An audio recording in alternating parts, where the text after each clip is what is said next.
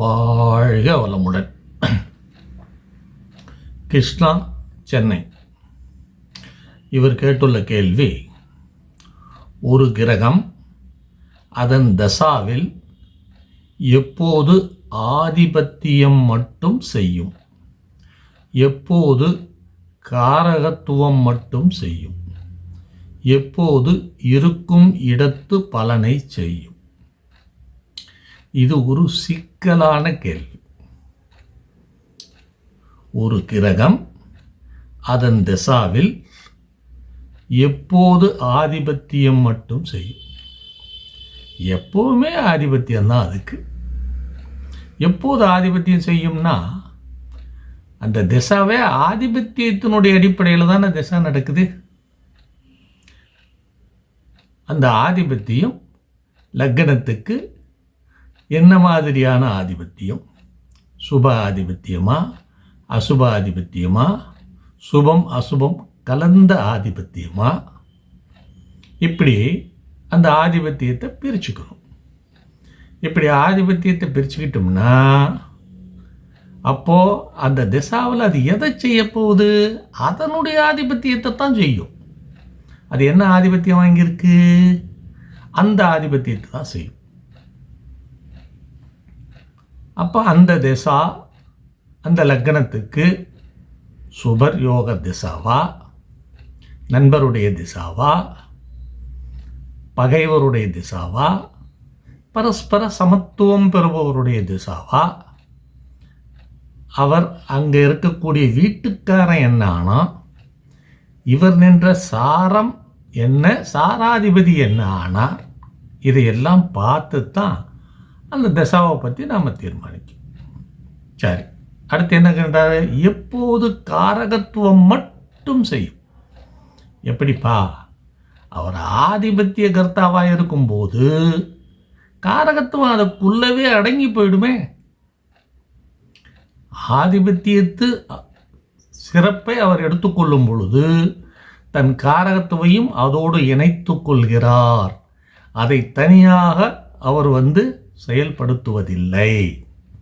அந்த காரகம் அந்த ஆதிபத்தியத்தோடுவே இணைந்து விடும். அப்போ ஆதிபத்தியத்தையும் காரகத்தையும் சேர்த்து தான் அவர் செய்வார். புரியுதா? அப்போ தனித்தனியாக நம்ம பிரித்து பார்க்க வேண்டிய அவசியம் இல்லை. காரகம் என்பது ஆதிபத்தியத்தினுள் அடங்கிவிடும். தனியாக சில டைமில் காரகத்தை பார்க்க வேண்டிய சூழ்நிலை வரும். எதுக்கு வருதுன்னா, ஒரு சில விஷயங்களுக்கு பார்க்கும் பொழுது தசாவை விட்டுட்டு, இப்போ நீங்கள் தசாவைத்தான் கேட்டிருக்கீங்க, தசாவை விட்டுட்டு காரகத்துவை மட்டும் பார்க்கும்போது உரிய நேரத்தில் காரகத்துவம் எடுத்தோம். இப்போ தசாவை கேட்கும்போது அவருடைய ஆதிபத்தியத்தையே பற்றி நம்ம பேசும்போது அந்த ஆதிபத்தியத்திலேயே அந்த காரகத்துவம் இணைச்சிக்குவார். அவர் இணைச்சிக்கிட்டு ரெண்டையும் சேர்த்து தான் பலன் செய்வார். அப்போது அந்த தசா, நான் முன்பு சொன்னது போல், அந்த லக்னத்திற்கு எந்த நிலை, இதை நம்ம நன்கு ஆய்வு செஞ்சுக்கிட்டோம்னா அந்த தசாவினுடைய நிலையை பற்றி நாம் கரெக்டாக சொல்லிடலாம். எப்போது இருக்கும் இடத்தின் பலனை செய்யும்? ஐயா, இருக்கும் இடத்தின் பலனை செய்வதற்கு இவருக்கு அதிகாரம் இல்லை. இவர் தன்னுடைய சொந்த வீடாக இருந்தால் இவருக்கு அந்த இடம் சொந்தமாகும். இவர் எப்படி உட்கார்ந்துருக்காரு? அங்கே இரவலாத்தான் உட்கார்ந்துருக்கார். எந்த இடத்துல இவர் இருக்கிறாரோ அந்த இடத்துல இவர் எப்படி உட்கார்ந்துருக்காரு? நான் இந்த இடத்துல இருக்கிறேன்ப்பா, அவ்வளோதானே தவிர அந்த வீட்டினுடைய ஆதிபத்தியம் இவருக்கு வராது. அந்த வீட்டினுடைய கர்த்தா யாரோ, அதிபதி யாரோ, அவருக்கு தான் அந்த வீட்டினுடைய ஆதிபத்தியம் போகும். இவர் தன்னுடைய வீடுகளினுடைய ஆதிபத்தியத்தை தான் செய்வார், காரகத்தை தான் செய்வார். இதை பிரித்து பார்க்கணும். நல்ல கவனத்துடன் பிரித்து பார்த்தா புரியும். எப்போது இருக்கும் இடத்தை பலனை செய்வதற்கு இவருக்கு அதிகாரம் இல்லை.